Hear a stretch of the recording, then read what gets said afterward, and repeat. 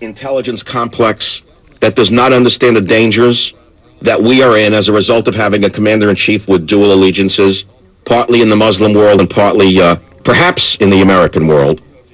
Do you actually believe that there are no people in the USA military intelligence complex that do not think that perhaps the office of the presidency has been usurped by a foreign power?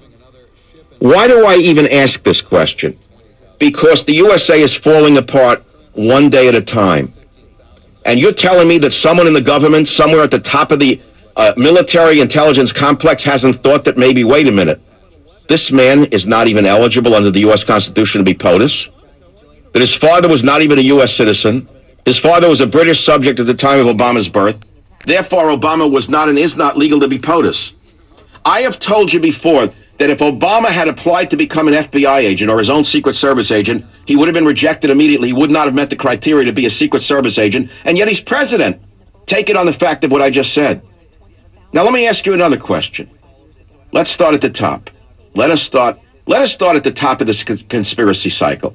Let us say that there is a conspiracy of the elites, whether it be George Soros or other members of the Bilderberg group, whoever they may be, who want an international socialist/fascist system of world governance, where they want to destroy the sovereignty of every nation on earth and create sort of a new egg. The new omelet is called the New World Order, and there's one world government. The people have no power, and that government is run by the moneymakers to continue to enrich themselves because there's never enough money for psychopaths. So tell me if this is not plausible. This secretive group of the Socialist Fascist International Group that wants to destroy the country starts by trying to destroy the financial stability of a liberty-centered nation like the US of A, and they try to destroy the economy of a liberty-centered country like the USA by manipulating the stock market in order to break it down, and build it all over from scratch. What might they do in the face of a crisis like the Gulf oil crisis? How about nothing? Might they not also seek to spend this nation into financial ruin, much in the same way as Ronald Reagan forced the Soviets to spend themselves into financial and social ruins? Remember how Reagan broke the Soviet Union? He forced the Soviet Union into financial ruin by forcing them to spend themselves into financial and social ruin, exactly the way Obama is doing to this country. And what further to my argument, let us say these internationalists who hate the sovereignty of this nation and the sovereignty of every other nation want to destroy a culture. How would they go about destroying the culture of this nation? Well, they would ignore or snub their noses at the nation's sacred national observances. For example, they wouldn't attend the Arlington National Memorial Cemetery on Memorial Day.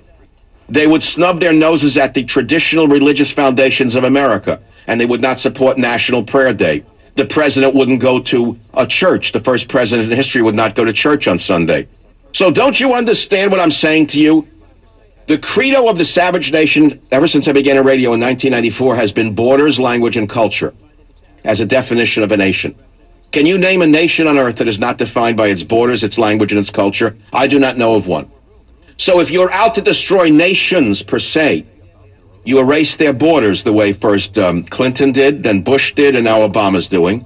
And you take the side of the illegal alien over the citizen. That's what that battle's about. They want to erase the border with Mexico in order to dilute America, destroy America, weaken America, and drug America. Very much the same way the British destroyed China by controlling it through opium. You read your history about opium and what it did to the Chinese people. Britain flooded China with opium in order to dope up the nation, in order to control millions of Chinese. And it was only when the Boxer Rebellion occurred that the British were kicked out. Their fine white behinds were kicked out of China by the Boxer Rebellion, during the Boxer Rebellion, when a national group of martial artists got their act together and threw the British out of China and banned opium and burned opium and killed opium dealers. And then China started to recover. Why do you think they want the border with Mexico erased? To continue the drug scourge on the citizenry, so that your child can be in rehab instead of learning about American history. So your child can be in prison instead of learning about American history, so that you can be nothing, so they can remanipulate the nation, remake the nation in their own image. whatever that may be. They have no idea what they're doing. They don't care what they destroy. Their madness is endless. Their quest for power is madness unto itself. It's the same quest for power that we saw in the last century, repeating itself and rearing its ugly head all over again. And now they have their stooge. Now they put their stooge in power. Who is the stooge? Where did he come from? Who was this genius stooge that 5 years ago you never heard of him? Who was this genius stooge that no one heard of him 4 years ago? Did he win a Nobel Prize for curing cancer or polio? Did he go in some secret missions in the military and distinguish himself as a great military leader? It's unheard of. He came from nowhere. With money from nowhere. We don't know where the money came from. And now we see things going on, and people are scratching their head. They say, wait a minute. You could argue over virtually everything else. We couldn't believe he would say he wants to take down 1/3 of America's nuclear arsenal and give Russia the advantage. We couldn't believe it when he said he wants to destroy NASA and give the Russians the ability to fly into a manned orbit while we are on the Russian spacecraft's launchers as passengers. We become passive in the world of space exploration, thereby giving over to Russia the advantage in space weaponry. We scratch our heads. Every day we say, is this just idiocy or is this part of a plan? I don't think it's idiocy. I think it's part of a plan to destroy this great nation. I believe it's been destroyed from within.